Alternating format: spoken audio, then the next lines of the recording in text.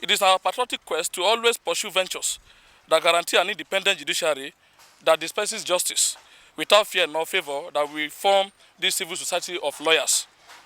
We are therefore perturbed that desperate politicians and corrupt elements in our polity are working very assiduously to bring the judiciary that sacrifice it all to guard its jurisdiction jealously under the military regime to public odium and opprobrium. It is more worrisome that even the very institutions that are created by law to enforce our laws have become willing tools in the hands of enemies of our rule of law and the judiciary to arrange our judges and bring the justice system to public ridicule. The current case between the EFCC and Governor Yahaya Bello is the most heinous of such instances. Gentlemen of the press, the highest form of corruption is using or manipulating institutions to settle political scores.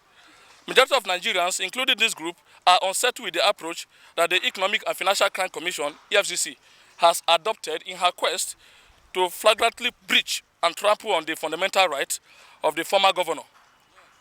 It is sickening that the commission will move to lay siege and even attempt to arrest the former governor of Kogi State despite being served a valid court order that restrained them from doing so and without vacating the said order.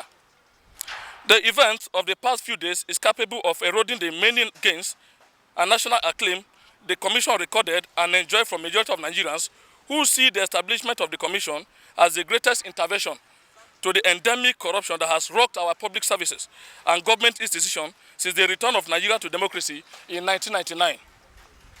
It is glaring that the EFCC will soon become a shadow of its former self and lose its credibility if it doesn't discontinue from towing a path that will destroy the very fabrics of our rule of law and democracy. The same Nigerians are beginning to ask what cause exactly does the EFCC have to grind with the ex-governor of Kogi State that it was willing to risk its credibility for. It has become the talk of many in quarters. We are very careful not to conclude a haste that the EFCC allowed itself to become a tool used by desperate politicians to advance their war of interests. The only succor is that the current president of Nigeria, President Bola Ahmed Tinubu, is a leader who gave his all to sustain our democracy. The president, at a point, became a victim of political witch hunt.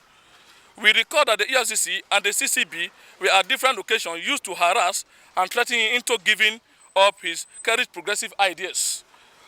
It is our hope that the president himself, being a victim of such retrogressive practice, moved to ensure that nobody under his watch uses institutions of government to harass and threaten political opponents.